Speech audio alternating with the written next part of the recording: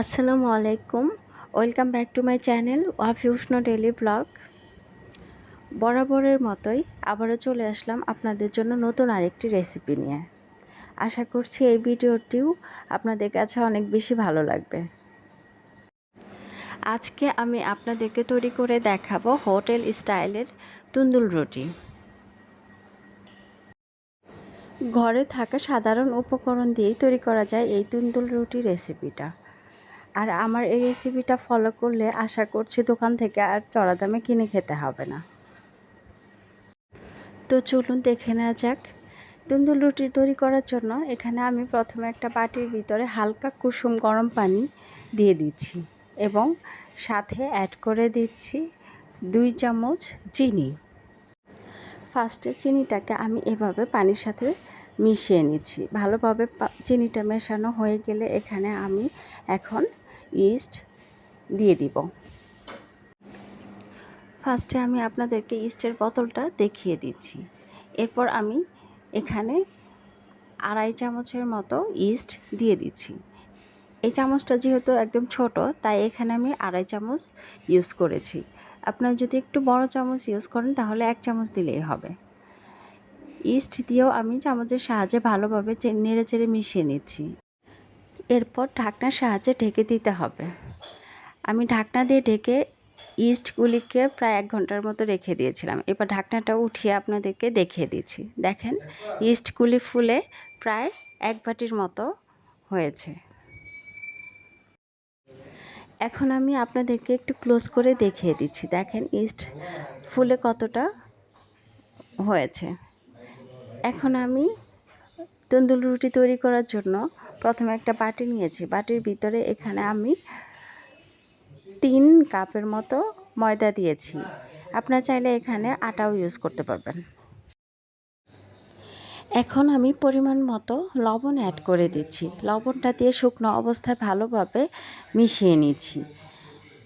এখন এর মধ্যে সেই রেডি করা ইস্টগুলি দিয়ে দিচ্ছি। তবে এখানে আপনারা চাইলে সোডাও ইউজ করতে পারেন।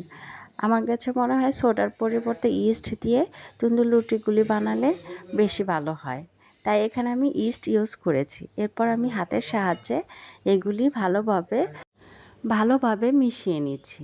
এরপর এখানে আমি 2 চামচের মতো তেলও অ্যাড করেছি। তেলটা দিয়ে এই ডোটা তৈরি করবেন যাতে হাতে লেগে না থাকে, এবং ডোটা তৈরি হয়ে গেলে এর উপরে আমি ব্রাশের সাহায্যে তেল ইউজ করে দিচ্ছি। ডোটা ভালোভাবে তৈরি হয়ে গেলে ঢাকনা দিয়ে আমি 1 ঘন্টার মতো রেস্টে রেখে দিচ্ছি এবং 1 ঘন্টা পর আমি ঢাকনাটা উঠিয়ে আপনাদেরকে দেখিয়ে দিচ্ছি। দেখেন আটার ডোটা ফুলে কতটা বড় হয়েছে। এখন আমি এগুলি আঙ্গুলের সাহায্যে দেখিয়ে দিচ্ছি কতটা ফুলেছে। এখন আমি আবারও একটু হাতে তেল মাখিয়ে ডোটাকে ভালোভাবে হাতের সাহায্যে মাখিয়ে নিচ্ছি। এখন আমি রুটিগুলি একে একে তৈরি করে দেখিয়ে দিচ্ছি।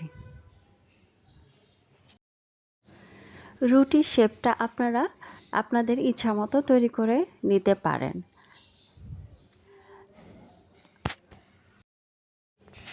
আমি তন্দুর রুটিগুলি ঠিক এতটুকু শেপই তৈরি করে নিয়েছি। এখন আমি এভাবে প্রত্যেকটা রুটি বানিয়ে রেখেছি। এখন আমি চুলায় একটি ফ্রাই প্যান বসিয়ে দিয়েছি। চুলায় ফ্রাই প্যান বসিয়ে ব্রাশের সাহায্যে অল্প একটু তেল ব্রাশ করে নিচ্ছি। তেলটা গরম হলে এরপর আমি এখানে রুটিগুলি আপনাদেরকে ভেজে দেখিয়ে দিচ্ছি।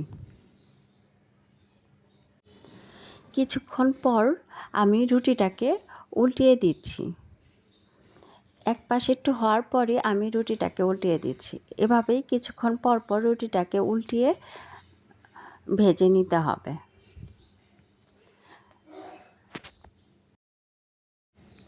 এভাবেই আমি প্রত্যেকটা তন্দুর রুটি ভেজে নিয়েছি। এখন আমি আপনাদেরকে পরিবেশন করে দেখিয়ে দিচ্ছি। এরকম মজার তন্দুর রুটি যে কোনো কিছুর সাথেই খেতে মজা। আপনারা চাইলে গরুর মাংস, হাঁসের মাংস অথবা গ্রিল দিয়েও এই তন্দুর রুটিগুলি খেতে পারেন। আর সামনে তো ঈদ, চাইলেই গরুর মাংস সবার ঘরে থাকে, চাইলেই ওখান থেকে আপনারা নিয়ে গরুর মাংসে কালা ভুনা দিয়েও এই তন্দুর রুটিগুলি খেতে পারেন। আর আমার এই রেসিপিটা যদি আপনাদের কাছে ভালো লেগে থাকে তাহলে অবশ্যই আপনাদের ফ্যামিলি এবং ফ্রেন্ডদের সাথে বেশি বেশি শেয়ার এবং সাবস্ক্রাইব করবেন। এবং আমার চ্যানেলের অন্যান্য ভিডিও দেখতে চাইলে ডেসক্রিপশন বক্সে লিংক দেওয়া আছে, ওখান থেকেই দেখে নেবেন। সবাই ভালো থাকবেন। আল্লাহ হাফেজ।